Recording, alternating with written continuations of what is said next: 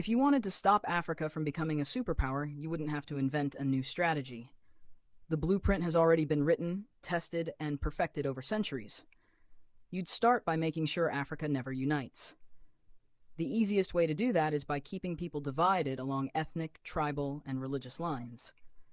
If they ever start working together, remind them of past grievances.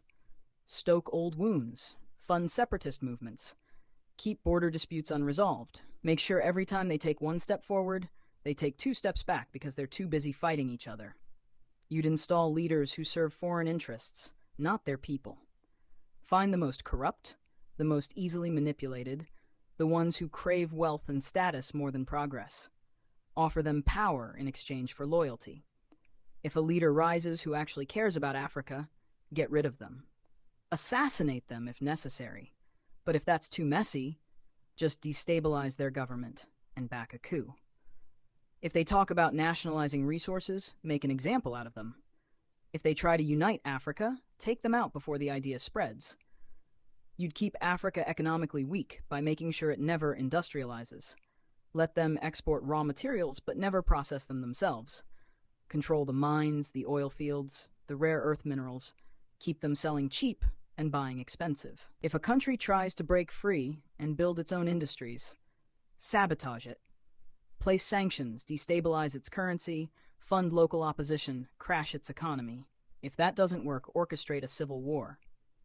People can't build when they're too busy trying to survive. You'd make sure their education system produces workers, not innovators.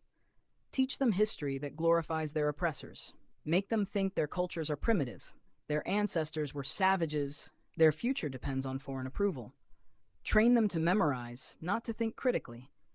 Keep their best and brightest looking overseas for opportunities. Make them dream of escaping Africa rather than fixing it. Offer scholarships that take their top minds to the West and never encourage them to return. Let the continent keep training doctors and engineers only for them to go enrich other nations. You'd control their narratives. Own their media, control their stories, dictate their image to the world. Make them believe they are corrupt, hopeless, eternally in crisis. Flood their screens with poverty porn and war zones. Show them charity ads that make them believe they are helpless without foreign aid. Downplay their successes. Twist their victories into isolated incidents. If an African country develops a groundbreaking innovation, credit a foreign investor. If an African leader implements a successful policy, frame it as an anomaly rather than proof of competence. You'd make sure they remain dependent. Drown them in debt. Offer loans with impossible conditions. Force them to privatize everything so foreign corporations own their water, their electricity, their land. When they struggle, give them just enough aid to keep them alive, but never enough to make them self-sufficient. Use charities to create a culture of reliance rather than resilience. Make them think foreign intervention is necessary, that they can't solve their own problems, that they always need help from the outside. You'd suppress their military strength. Keep their armies weak, their defense industries non-existent. Sell them weapons to fight each other, but never let them develop high-tech military technology.